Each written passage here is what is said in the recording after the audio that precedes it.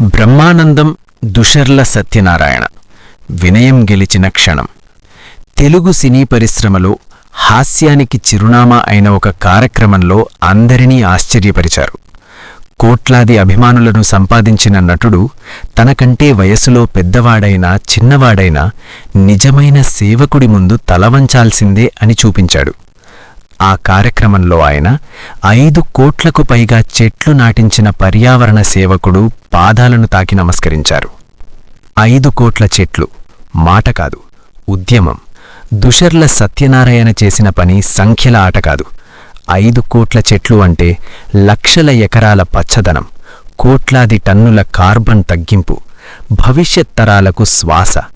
ఇదొక ప్రభుత్వ ప్రాజెక్టు కాదు, వ్యక్తిగత నిబద్ధత, టీం కట్టుబాటు, సంవత్సరాల కృషి. చాలామంది సోషల్ మీడియాలో పోస్టులు పెడతారు. కొందరు ఒక్కసారి మొక్క నాటి ఫోటో తీసుకుంటారు. కానీ సంవత్సరాల పాటు నిరంతరంగా మొక్కలు నాటించడం, సంరక్షించడం అదే అసలు పరీక్ష.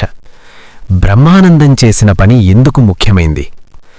బ్రహ్మానందం లాంటి స్టార్ ఒక సామాన్య సేవకుడి ముందు వంగడమంటే గౌరవం స్టేటస్కు కాదు, సేవకు దక్కాలి అన్న సందేశం. సెలబ్రిటీ అంటే గర్వం కాదు, వినయం కూడా ఉండాలి అన్న ఉదాహరణ. యువతకు సైలెంట్ మెసేజ్. నిజమైన హీరోలు తెరపై మాత్రమే ఉండరు. ఇక్కడ ఒక విషయం స్పష్టంగా అర్థం చేసుకోవాలి.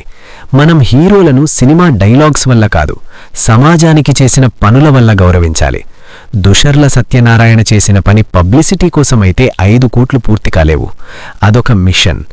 అసలు ప్రశ్న, మనలో ప్రతి ఒక్కరూ సోషల్ మీడియాలో పచ్చదనం గురించి మాట్లాడతాం.